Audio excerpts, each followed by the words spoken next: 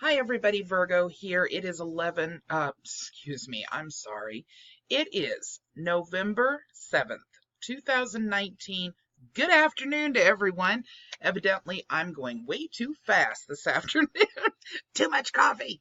Okay, so, um, I know a lot of you actually hold on to archived information, or you hold on to information and then archive it on some of these groups from the different movements. So I just wanted to make sure that you had this piece of information. It looks like mainstream news has finally caught up with the Virgo Triad channel. Yesterday, after I put up my video, they actually put up this information on OregonLive.com with regards to a prominent tax dodger and A for V guru, Winston Shrout. As we all know now from my video yesterday, he's back in custody in Arizona. I am sorry to say that it actually appears from this article that for one reason or another, there's a refusal to state the county that he was arrested in. I know some of you were interested in that. They're only telling us the state. This article says a federal fugitive and prominent tax dodger Winston Shrout, who failed to surrender to start serving his prison sentence in March, is back in custody in Arizona. Shrout, who is now 71, was scheduled to appear Tuesday afternoon in federal court in Phoenix for a detention hearing. And by the way, I'm going to be following this case. So you will be getting updates with regards to what's going on with that docket. But the U.S. Marshals arrested him on a warrant on Friday in Arizona, according to Deputy U.S. Marshal Swinhagen. Swinhagen declined to say what city Shrout was arrested in or describe the circumstances. Now, my guess would be, for those of you that were waiting for that information, my guess would be the reason behind that would be because there are probably other parties involved in this. And if those other parties were harboring someone, they could potentially be looking at indictments themselves. The other option that I can see as to why they would decline that information would be for privacy concerns. So maybe there was someone who innocently was allowing him to stay with them, for example, and did not know that he was wanted at the time, and as a result does not want their name out there, and they're being respectful of that. Those really are the only two scenarios that I can imagine, but we'll wait and see if anything else comes out. Let's see. It says the warrant was issued March 5th by U.S. District Judge Robert Jones. Shrout was sentenced October 22nd, 2018, after a federal jury in Oregon convicted him on 6 misdemeanor counts of willful failure to file taxes and 13 felony counts of producing, presenting, and shipping fictitious financial instruments. Okay, so there are many of you who actually have felt as though this was just a tax case. The truth is that Shrout was convicted on 13 felony counts of producing, presenting, and shipping fictitious financial instruments.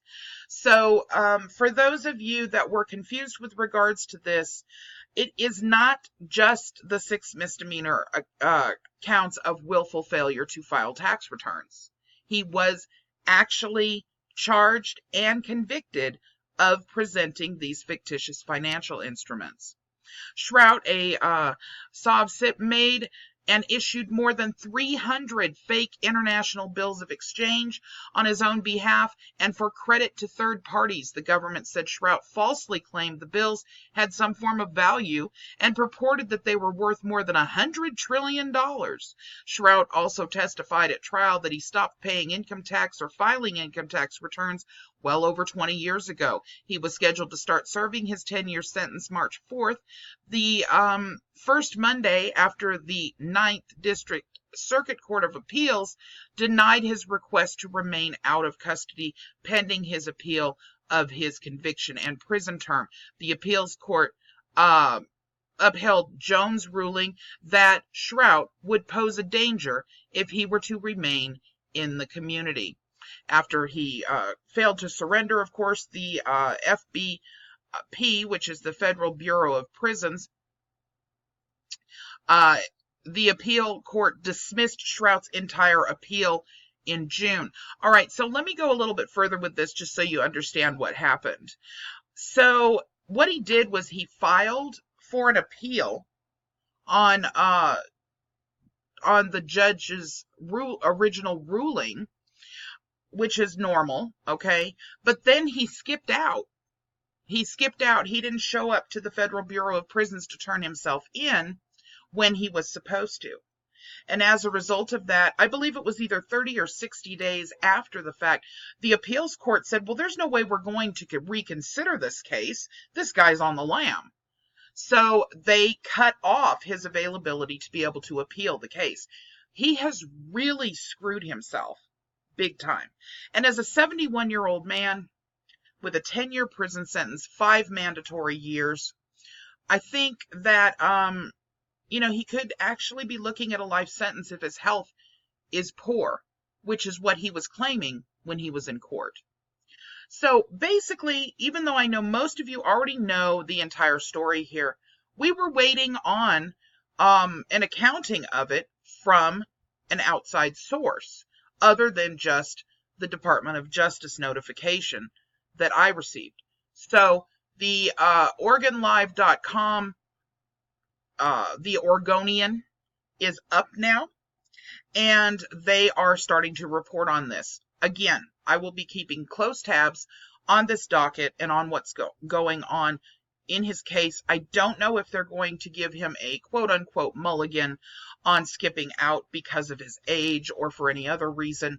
My guess would be that regardless, very shortly here within the next couple of days, I'm going to be able to pull something up in the court system that will actually allow me to see whether they're going to press additional charges or give him any additional sentencing or time simply because of the fact that he skipped out.